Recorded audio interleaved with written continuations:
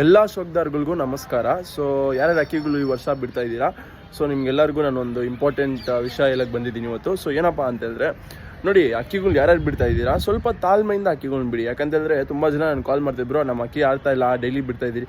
ನೀವು ಅದನ್ನು ಅಕ್ಕಿನ ಆರಿಸೋದು ಬಂದುಬಿಟ್ಟು 1 ವರ್ಷ ಅಥವಾ ತುಂಬ ದಿವಸ ಸಿಜರ್ ಹೊಡೆದ್ಬಿಟ್ಟು ಬಿಡಿರ್ತೀರ.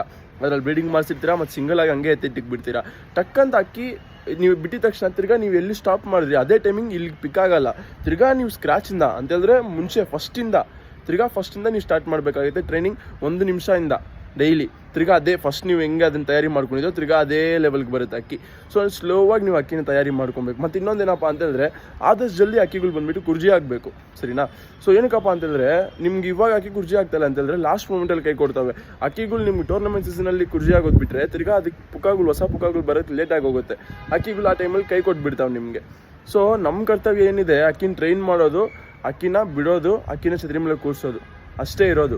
ಮಿಕ್ಕಿದೆಲ್ಲ ಅದು ದೇವ್ರಿಗೆ ಬಿಟ್ಟಿರೋದು. ಆ ಟೈಮ್ಗೆ ಏನಾಗುತ್ತೋ ಅದೆಲ್ಲ ನಾವು ಅನ್ಪ್ರಿಡಿಕ್ಟಬಲ್. ಕ್ಲೈಮೇಟು ಒಳ್ಳೆ ಕ್ಲೈಮೇಟ್ ಇದ್ದರೆ ಅದಕ್ಕೆ ಸಾಥ್ ಕೊಟ್ಟು ಆರುತ್ತೆ. ಹಂಗೆ ಆರಿಲ್ಲ ಅಂತಂದ್ರೆ ಕೂಡ ಅಕ್ಕಿ ಬಂದುಬಿಟ್ಟು ಆರಿ 1 ನಿಮಿಷ ಆದ್ರೂ ಆರಿ ಬಂದು ಛತ್ರಿ ಮೇಲೆ ಕೂತ್ಕೊಂಡ್ರೆ ಆ ಸಾಧನೆಗಿಂತೂ ಬೇರೆ ಏನೂ ಬೇಕಾಗಿಲ್ಲ ನಮ್ಮ ಶೋಕ್ದಾರ್ಗಳಿಗೆ.